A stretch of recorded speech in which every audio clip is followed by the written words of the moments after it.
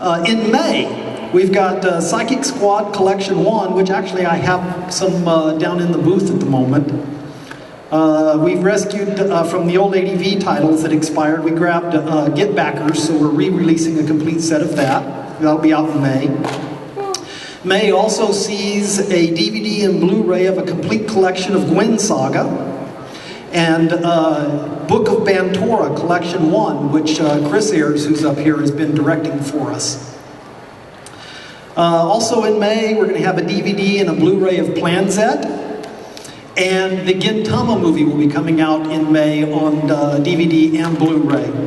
That one's going to be dubbed. It's the first Gintama that we've actually dubbed. So we're kind of watching to see how that does. If you're really interested in Gintama, and you're really interested in Gintama dub, show your support and pick up the movie. So we're going to kind of keep an eye on that one.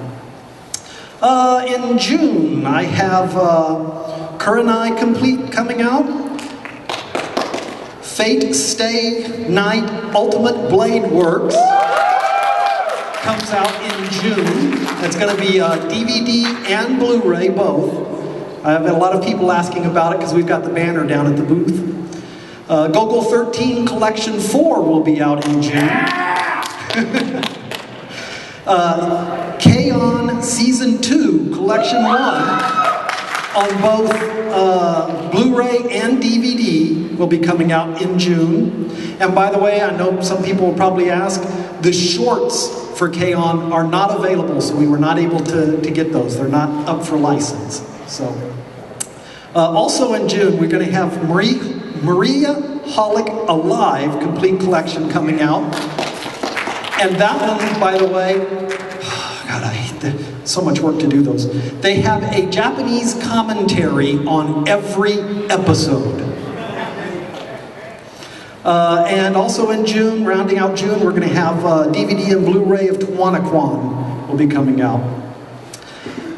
July, and July's the last month that we've announced titles for so far, so we've got Hidamari Sketch SP will be coming out in July, which actually I'm supposed to be sending a PR for here right now. So I have a complete collection of both the DVD and Blu-ray for Needless will be out in July. We did something similar to this here with another title. We're going to be doing the Maho Romantic Ultimate Collection and Maho Romantic I'm Home.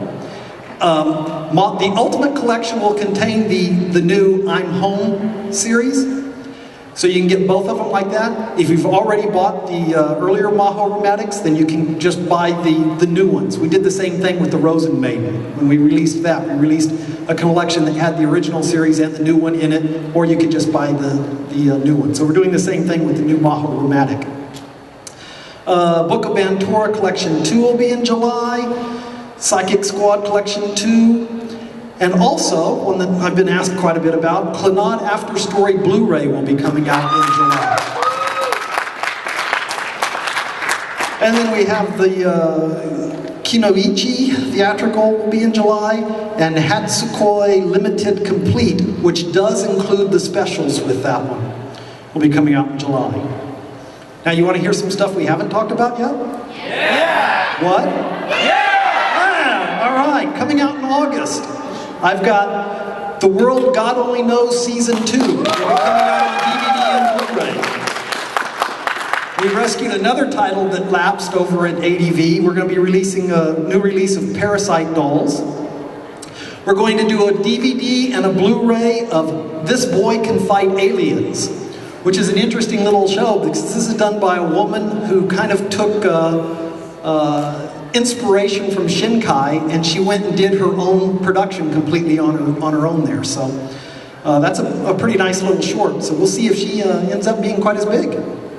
Also in August, another one that a lot of people have asked me for, we're going to be DVDs and Blu-rays of Number 6 Complete Collection. And that one there again, for your information, has a Japanese commentary on every episode. So those will be included. And Koihime Complete Collection will be coming out in August. So those are the most of the release schedule up through August. I got a few other things I'm going to talk about. A lot of people have asked us what we plan to do with, we've got the Persona anime. And a lot of people have asked us what we're going to do with the dub.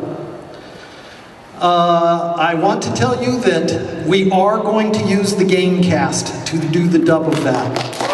So Johnny Youngbosch, I talked with him a couple of weeks ago. He's going to be reprising his roles, and they're going to have the game cast. They're getting started to dub that right away, so that will be coming out pretty soon.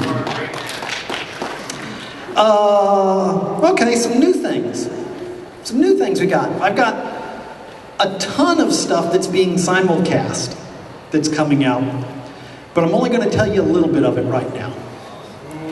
We're going to be doing, and this is probably not much of a surprise to anybody that's been following it, we're going to be doing Five Rain Series 2. We're also going to do, I should probably do the English names for these instead of the Japanese so I don't mess them up. Sakamiichi no Apollon, otherwise known as the Kids on the Slope. That's got some phenomenal music in it. We're going to do, and also another one that I will announce here is Nazo no Kanojo X, or otherwise My Mysterious Girlfriend X, which will teach you not to trade drool with people. That's a strange one. So those are some of our new announcements, some of the things we've got coming out.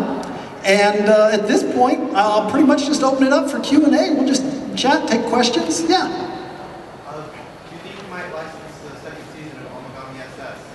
Do I think we might license the second season of Omagami SS? One of my favorite things to say about things like that is I can neither confirm nor deny. We might, it's possible, but I can't tell you until we actually have a signed contract. Yeah, here. Right behind you. Right behind you. I've heard a couple months ago that you licensed the series Another. Is there any other news besides licensing? Don't think I have any news. She's asking about any more news on the series Another. I don't have anything new to announce. I don't know the exact date for when that's set on the schedule right now. So, yes. Just wanted to know when you have some of the older titles that release DVD only, like if you would be interested in doing Blu-ray to get feelers about how they sell, if there's demand, or like how would that work about eventual Blu-ray release? Okay, titles that we've released on DVD, about future releases on Blu-ray. Most of the stuff, it depends on multiple things. It depends on whether or not HD masters are available. Because personally, I really don't like up-resing SD video for HD and putting it out on Blu-ray. So it depends on whether HD masters are available. It depends on whether we did a dub for the title. Is the show big enough that we think it can support it? Blu-ray is still really expensive for us to press right now. Blu-ray doesn't sell as much, so we can't press as much, and we get charged higher rates since they're small press runs. So it's still pretty expensive. There are possibilities, there are cases like with Clannad, where we've gone back and done a Blu-ray release of it. So the possibility is there for a title. It depends on how strong that title seems to be. Okay, we got somebody over here in the hat. High School of the Dead, you're wanting to know about season 2, huh? Yeah, I'd love to know about that too. No, High School of the Dead is still, we're pushing them. We keep saying, hey, come on guys, we need more High School of the Dead. But I don't have any news on season 2 yet. They still haven't done production over there. So we got a whole bunch of High School of the Dead merchandise at the booth though. If you want to come see draw tattoos and stuff on some naked buns, there's a note boards and things down there. Back here in the back on the edge.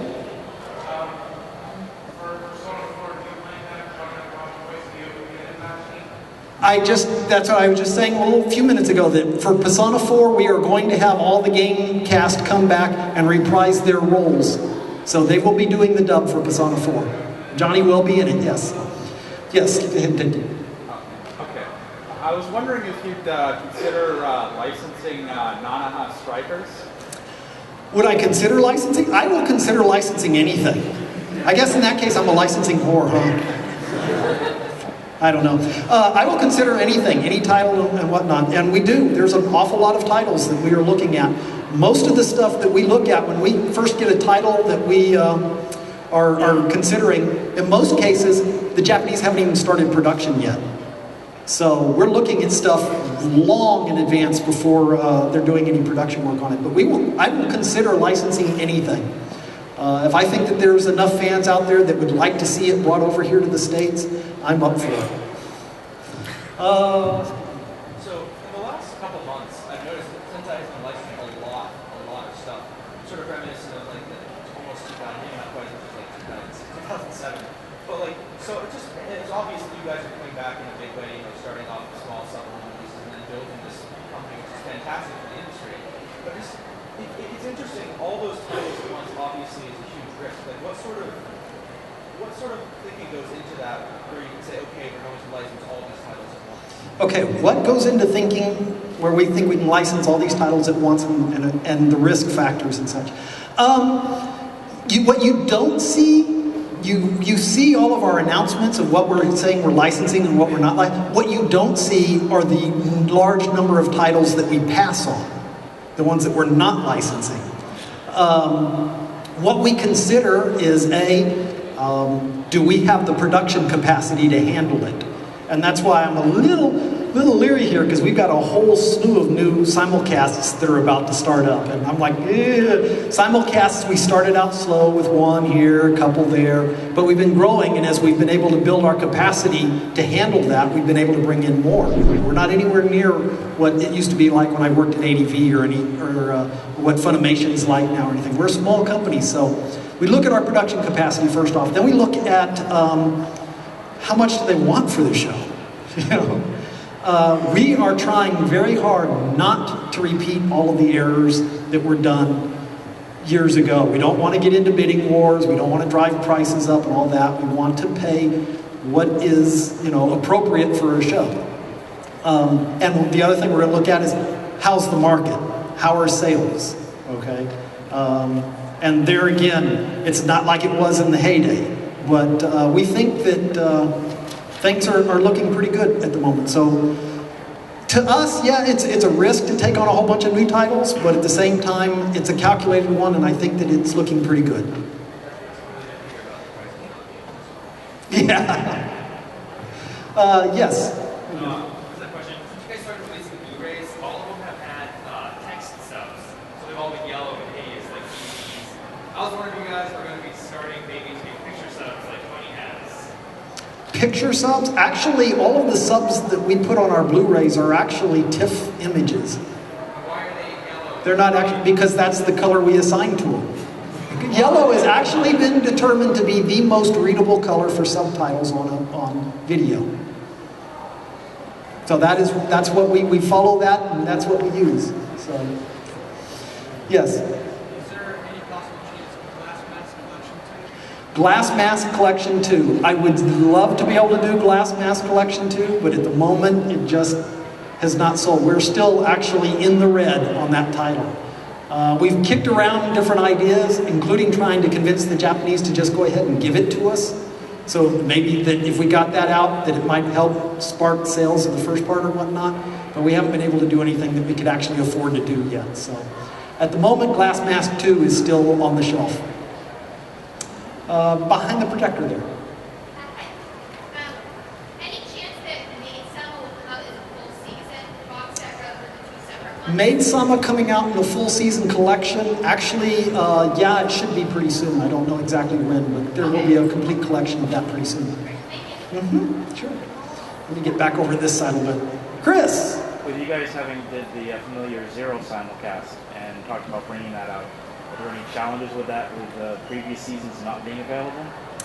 Familiar Zero simulcast and challenges with previous seasons not being available.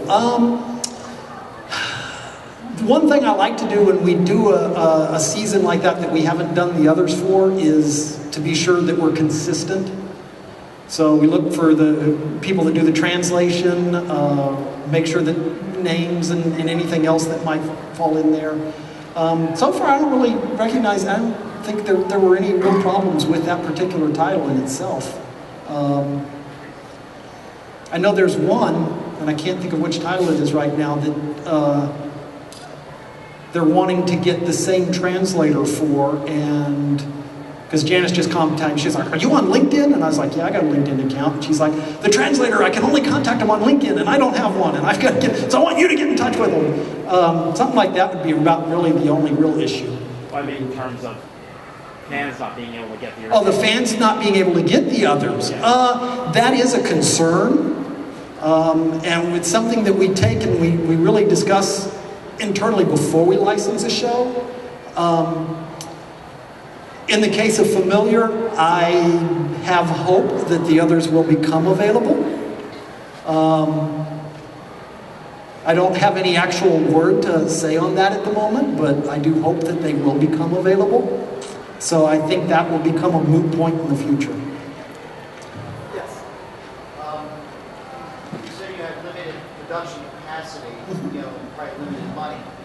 Have you looked into relicensing classic shows from the past that have fallen recently out of license? Do you have an evaluation process to look at type old classics that suddenly become available? Now, when you say old classics, you look like you're in my area where what I think of as an old classic. I'm basically thinking of titles maybe from the late 80s on. Okay, yeah. To me, that's a classic. The people that come up to me and tell me, 2008, that's old. I'm like, no, that's not old school. There's a lot of that stuff that we're really interested in.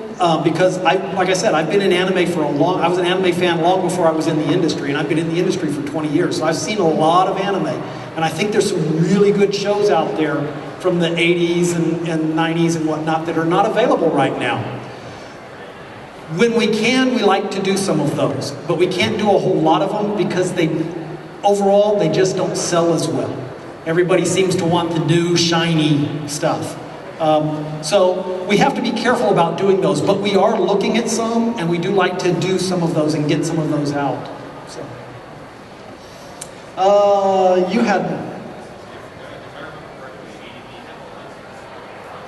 for which one? Higurashi? No, ADD didn't originally have Higurashi. That was originally Genion. Well, no, go ahead. Any interest in, actually, yes, there is. I know several of the people, we're all anime fans that work up there at Sentai, and a lot of them really like the series. So yeah, we're interested in it, it's just a matter of, because we can see the sales figures for the first series, we know what it did. It's a question of being able to get the other series and whatnot and do them in a means that will make money, at a price point and whatnot that can make money. So we're interested in them. I'm interested actually in pretty much anything. If it's anime or Japanese live action or whatever, I'm pretty interested in it. Yeah.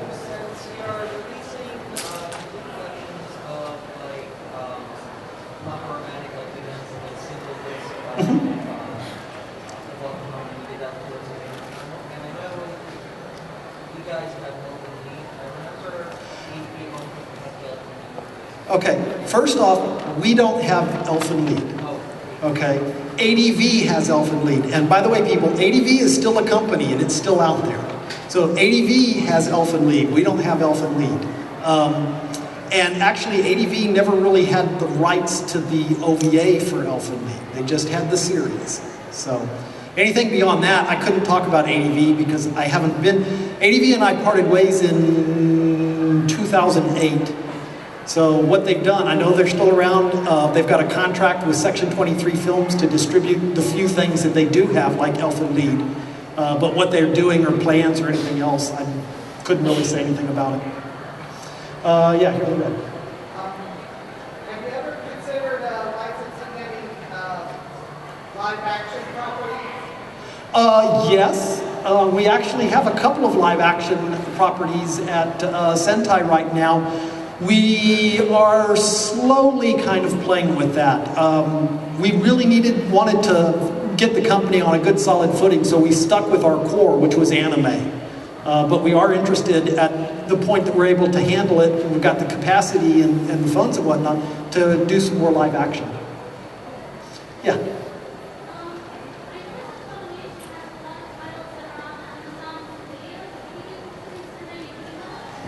Actually, we've had some stuff on Amazon Video as well. Dream Eater Mary was on Amazon. We put our shows on any of the streaming outfits that are interested in carrying them. So we've got shows on Hulu, Netflix, Crunchyroll, YouTube, Amazon, Xbox, Sony PlayStation, all of those. We'll put them out on all of them. So yes, we are very interested in carrying it wherever we can. Yeah. Are we going to have channels like the Funimation channel? When we were at ADV, we did.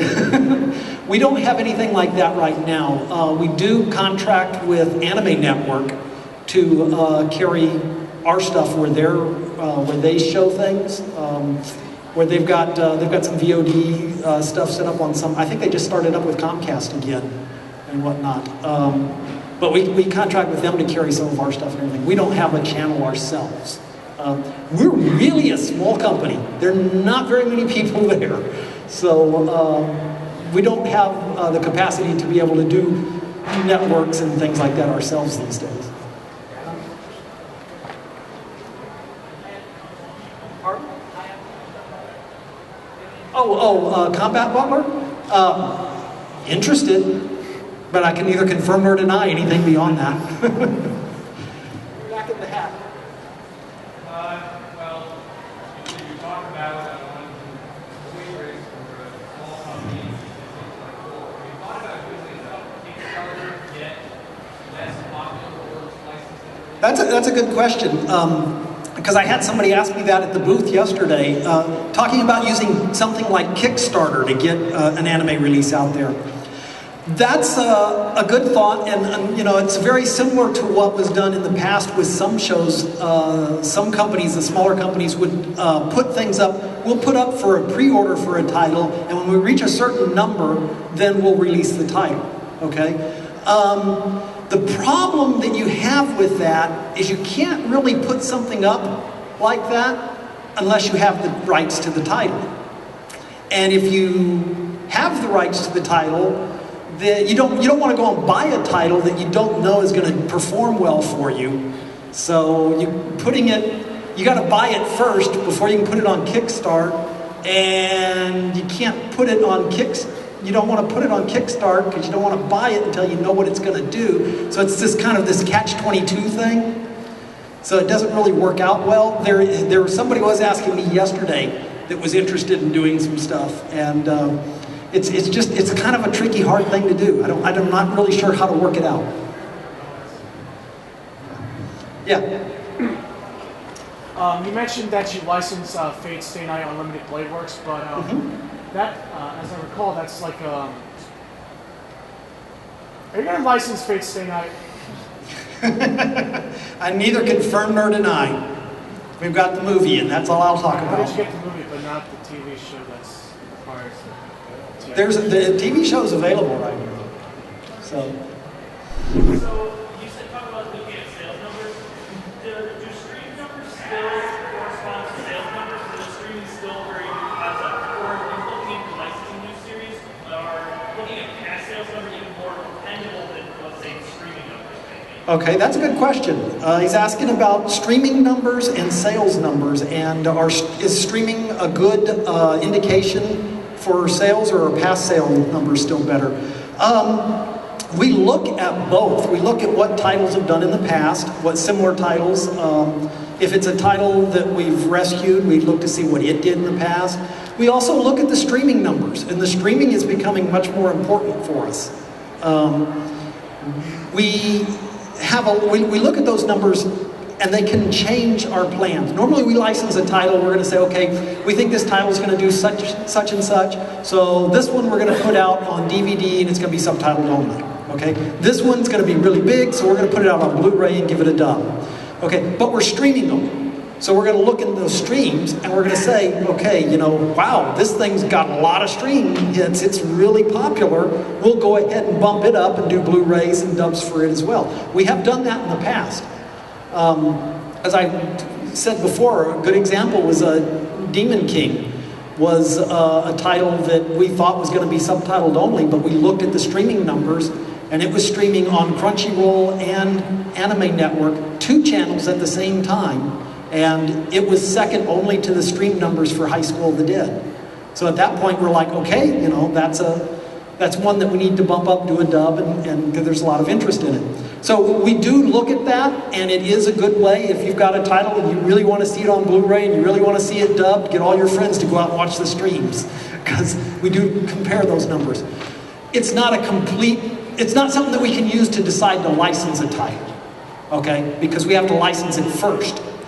But what we do, that's where we look at past sales numbers for similar shows, or for that title if it's a rescue. So we use both. Okay, let's get here. You.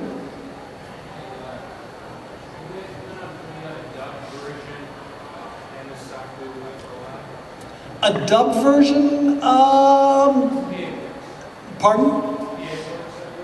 Yeah, I don't have any comments on doing a dub at the moment for it. There's, I say, we tend to, we look at the titles, and if there's enough interest in it, we think if it's going to sell well enough, then we can do a dub. Dubs are really expensive for us to produce. But there's a lot of titles that we think, well, people are interested in seeing. So if it's not going to sell enough to cover the cost of a dub, then we're just going to do it subtitled only. There's been a few cases where we've gone back and done a dub for one that we released subtitled only.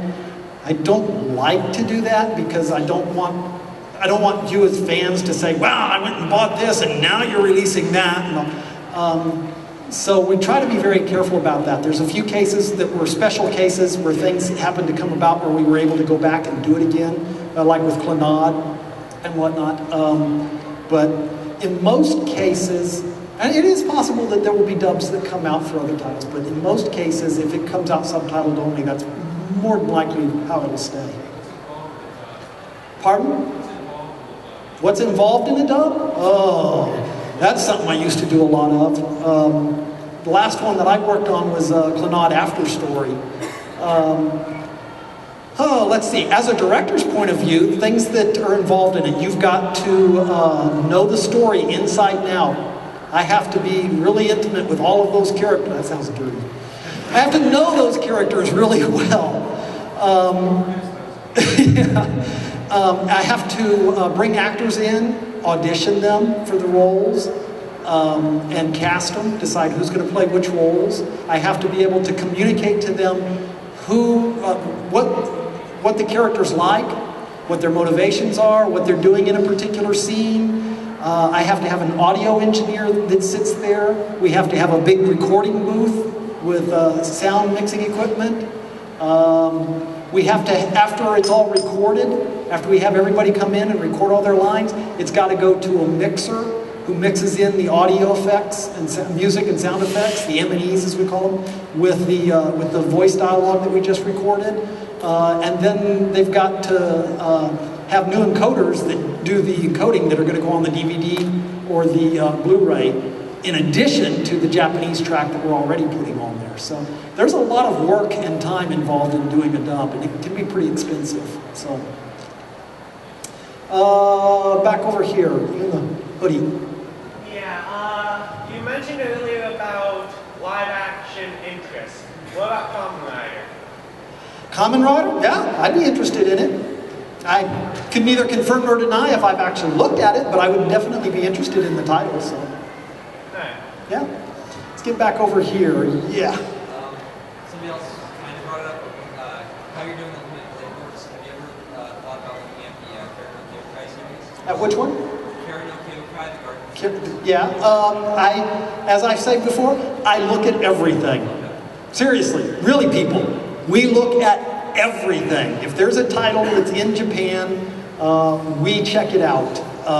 Yes, we do look at everything. Beyond that, unless I make a license announcement, I can't really comment on it, because they're going to be there's other companies that are looking too, and we don't want to tip. They might not have noticed something, and we don't want to tip our hat. And like I say, we're really trying hard to avoid the old bidding wars that popped up in the past with the companies. So let me see if I can get yes. You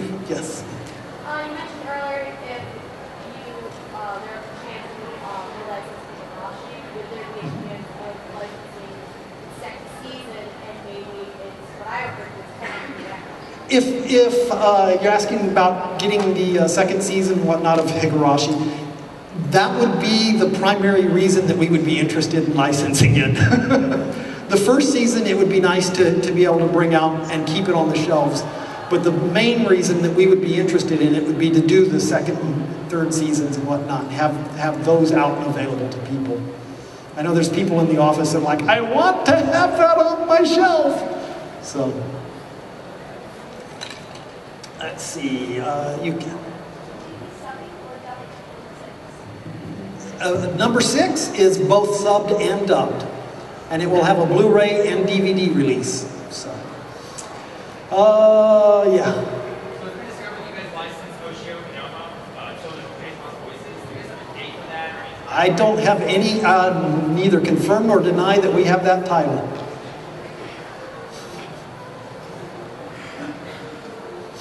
I know that some people see things out on the internet, but I can neither confirm nor deny anything about that title at the moment.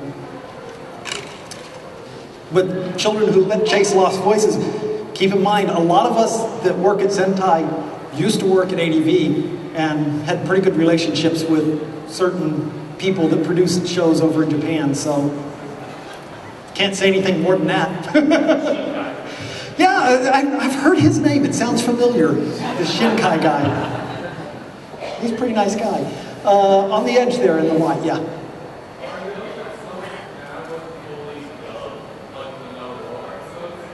Pardon?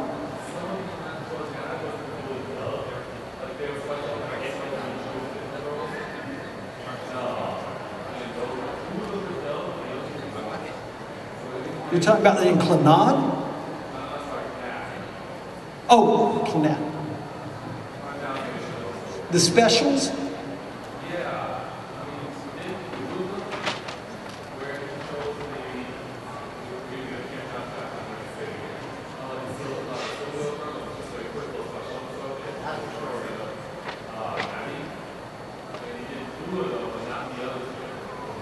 I don't know anything about it. I have to go back and look. I really don't know. Sorry. In the white.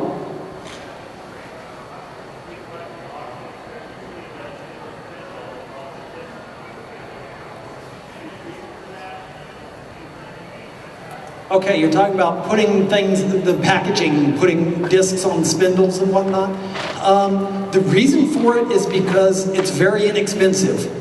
And particularly when you've got a whole bunch of discs in a series, in a set. In most cases, like the Blu-rays, those don't come on spindles. The DVDs, if it's a complete collection that has like 4 or more discs or so, those will generally be on spindles. If it's smaller than that, they'll just be in regular keep cases.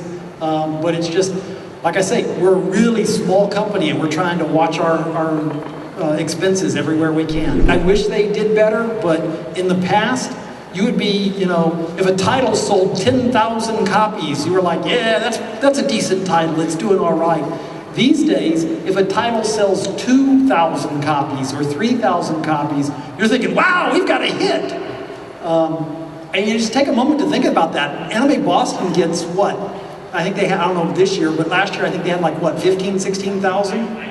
19,000 last year? 19,000 attendees, and you're selling a series and you sell 2,000 or 3,000 copies? So, you know, we gotta be careful with our expenses. So that's the primary reason that we do that. Yes? Before you look at streaming numbers, like when you're considering licensing the title, how do you decide if it's going to be the dub or the sub? What do you see that makes you think it's going to do well? He's asking, before we can look at streaming numbers or whatnot, how do we decide if it can be a dub or a sub? First, and I'll be honest, first thing we look at is our gut feeling about the title. Like I said, I've been an anime fan for decades, been in the industry for a long time. I go to every convention and talk to all the fans that I can possibly get out and meet. So I like to try and keep on top of what people are interested in, what types of shows, where the market's going, where fandom's going. So, and being an anime fan, I can look at it and say, wow, this show's really cool. This is going to be great. So that would be first and foremost. But then on top of that, we go and we look at, okay, this show is similar to such and such. Is there, what did that show do? We go look on video scan, see how many copies that show sold. Is this a title that has been overdone recently in the US? And I tell you, if they ask me to watch another high school girls show, I think I'm going to pull my hair out sometimes. Give me something new, please. So we look at things like that. There's several factors that we consider. And then we'll decide based on that and past history, just stuff that we've seen, how things have gone in the past. And then that can change after we start watching the streaming numbers and whatnot. So.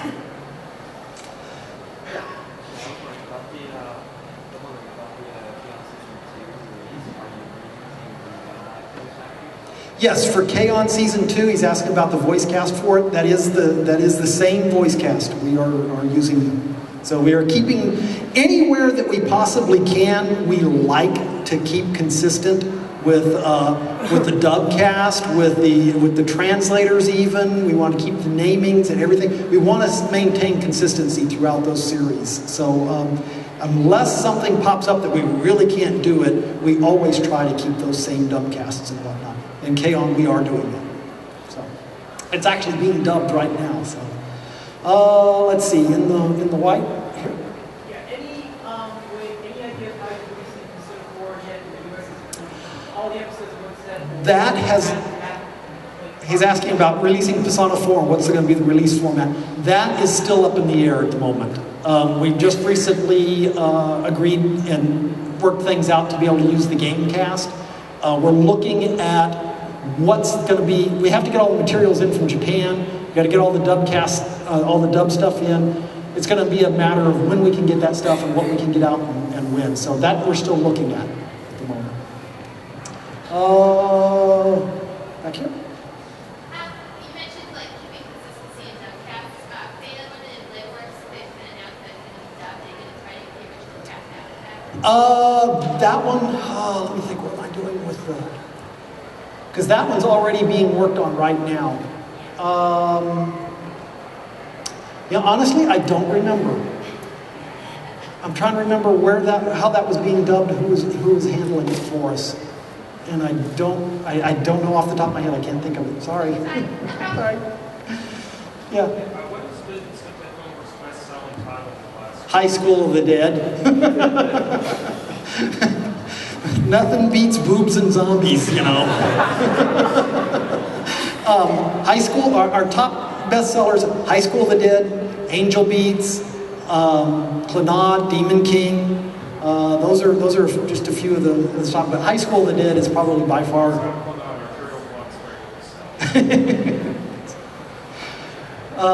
Yeah, Chris. What's the fallout from Bandai with their titles? Do you think they're going to The fallout from Bandai? In terms of their titles that they have being available, whether they've shifted back when they're going to start going approaching the licensing again, or? Okay, he's asking about fallout for Bandai's titles and such since they've shut down this year.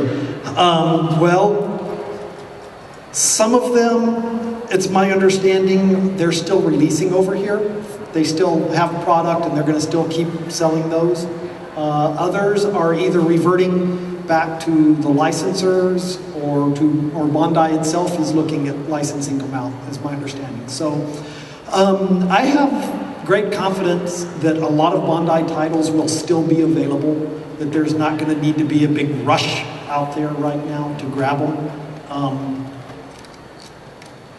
I don't have any specific examples that I can give, but their titles, they have been, and they've actually, before they made their announcements and everything, they were making the rounds letting people know that they were going to be licensing a lot of these titles out. So I would assume that some of the companies will probably pick up several of their different things. Back here on the edge in the white.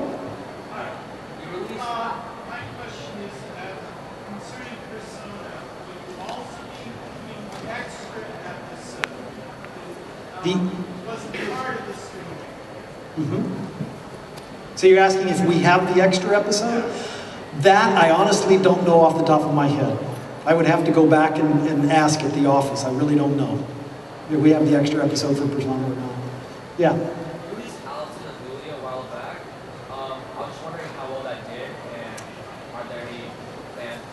About Allison and Lillian? Yeah, that actually did pretty good. I enjoyed that show. I thought it was pretty good. It does pretty well for us. Probably it's right in line with about what we expected it to do. So I can't say that we're going to like go back and dub it or anything, but it's a pretty good little show. Huh? Put it into a complete collection, you're saying? I don't have anything on the schedule at the moment for it. It's something that probably would happen sometime in the future, but I don't know when. So. Let's see. Yes.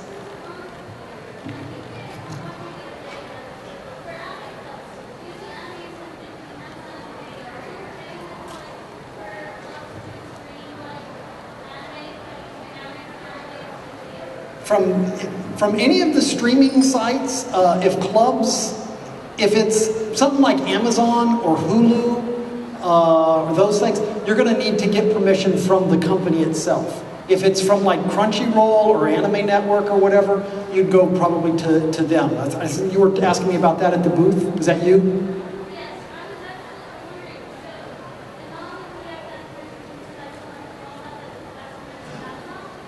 Not necessarily. I don't believe. Well, I don't know what Amazon's, what their terms of service might be, or something like that.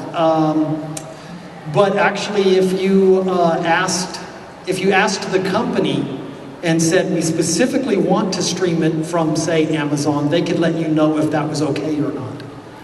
But that would be something that would depend on the provider that you were streaming it from for your club, and the particular shows and whatnot. So you'd have to go and ask them. Okay.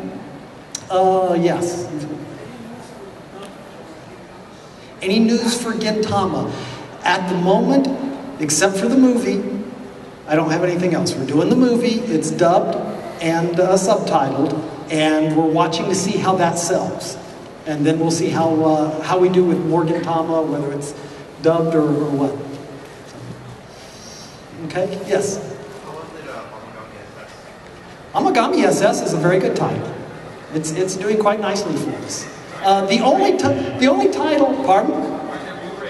Aren't there Blu-rays? It's not doing Blu-ray title numbers. The only thing really so far that we've gotten that we've been disappointed in sales-wise is Glass Mask. That's the one that we were really hoping would do really well, and it hasn't. Yeah, so. Otherwise, the titles, we've been very careful.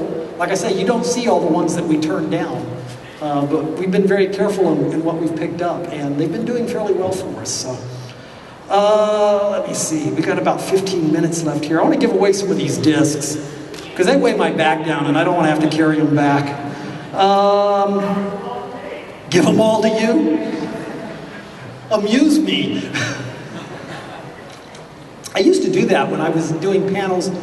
I think last time I did it was like at Otakon. We were doing stupid fan tricks, so you'd come up and do some stupid fan trick for me. And I had some people that I was worried about. Strange. What I normally do, and I pull up my little notes here. What I normally do is I'll ask a trivia question. If you know the answer, raise your hand. Don't yell it out because you won't win. I've had people yell, there's the answer. Well, now you've blown it because everybody knows the answer. Raise your hand. The first hand that goes up that I see, I'll call on you, and if you have the right answer, then you'll win the disc, okay? Got it? All right. First off, I've got here a copy, a complete collection of Dream Eater Mary DVD. Who can tell me what was the most recent title that I worked on the dub for?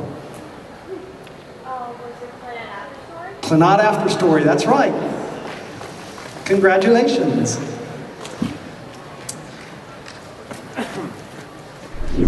Anyone else? Yeah. Oh, my favorite title I've worked on aside from Dirty Pair. That is really tough because over the years I've worked on hundreds and hundreds of titles and I've really enjoyed so many of them. One that I go back to because I really thought we had a phenomenal dub cast, I go back to quite often is D and Angel. Dean Angel, I liked the story on it, and I think we ended up with a dub cast on that was just really, really great. So I'd probably go back to probably Dean Angel. Yeah? Do you have information on waiting in the summer? Do I have information on what? Waiting in the summer. Waiting in the summer? No. Nothing I can tell you about at the moment. Yeah. So what goes into, like, when you take a script and you make it, when you adapt a script, like, I don't know if it was a but a lot of people have said about, especially Collection 2 of Queen Saga, where the script is taken and some people might say enhance, some people might say other things. Like, what goes into those sort of decisions where... What goes into the decisions on script changes and adapt it? Okay, well, first off, you've got two different types of scripts you're working with. Okay? You start off and you get a raw translation of a show. And then you give that to one group that's going to work on a subtitle script. And they're going to try and stick as close as they can to it. Sometimes you might get so much text flying up there that they kind of have to pare it down some. But they're going to try and stick closest to it. Then you give it also to another group that's going to be doing a dub script. And they're going to be trying to match lip flaps and things like that. What you look at is at the same time, the people who are doing a subtitle script, they're going to do something that's written English, but when you do the dub script, the same thing might not be the way it's spoken. So spoken English and written English can be different, so that can make changes in it as well. So those are your primary things that you're starting to look at, is lip flap matching, whether it makes sense in spoken English, if that's the way you would say something. Quite often you get something that just doesn't work in English at all, and you'll have to change it into something else that kind of does, particularly when you've got puns. Those are really difficult. So those are just some of the factors that we go into. I guess I'm asking, like, in Queen Saga particularly, there are some things that are clearly meant to be ridiculous jokes, whereas the rest of it, it's not like a Funimation Shinchan or AV Ghost Stories where it's taken Completely different, right? In Queen Saga, there are just some, I don't know, like, especially in Collection 2, there are some lines that have been made to clearly be ridiculous and not taken seriously, where it sort of doesn't, it's not consistent with the rest of each one. Where, like, what goes into that? Like, there's one line about, like, love and love and love and love, like, they're just, Are you talking about the dub? Yeah, and that's going to be a matter of them trying to get stuff that's working there for them at that particular point in the script. So, yeah.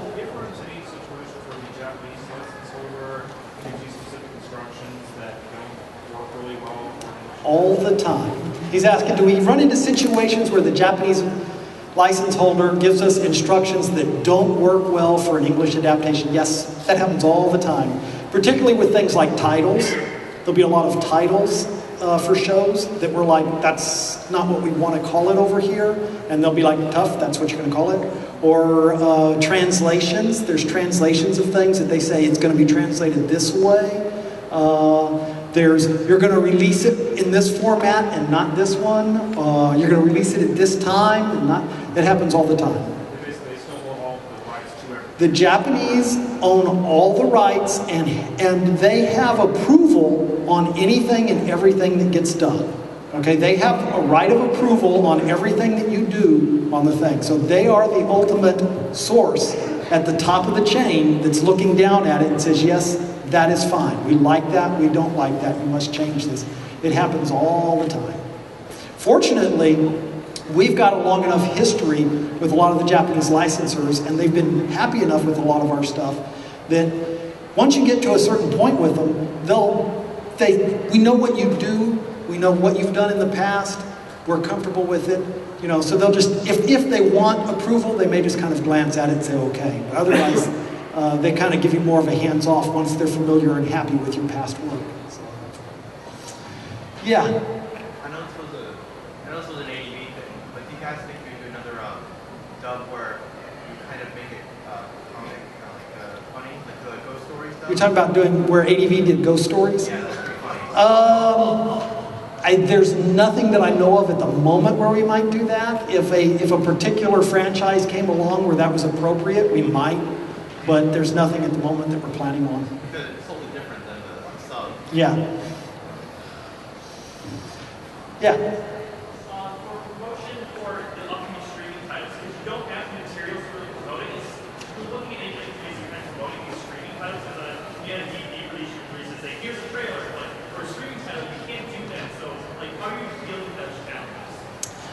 I don't actually. I turn that over to the marketing people.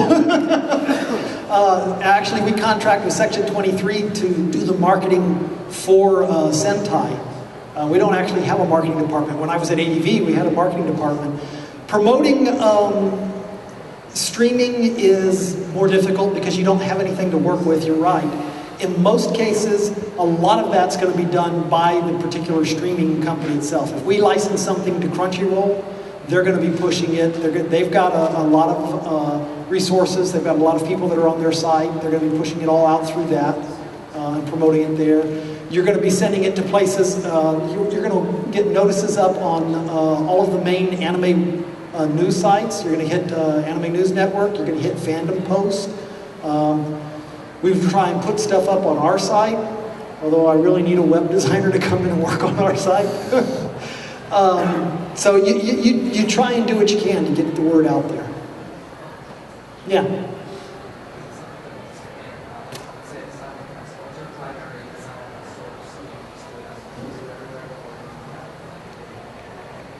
Our primary simulcast source, do we have what?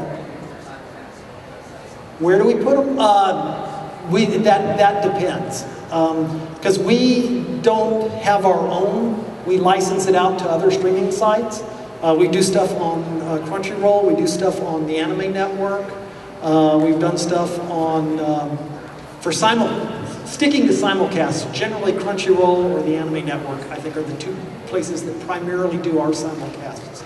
Streaming, non-simulcast streaming is everywhere. That can be Hulu, Netflix, Amazon, just anywhere and everywhere. So, we hit time? Okay. I want to thank you all coming out. I'm down at the booth all weekend, so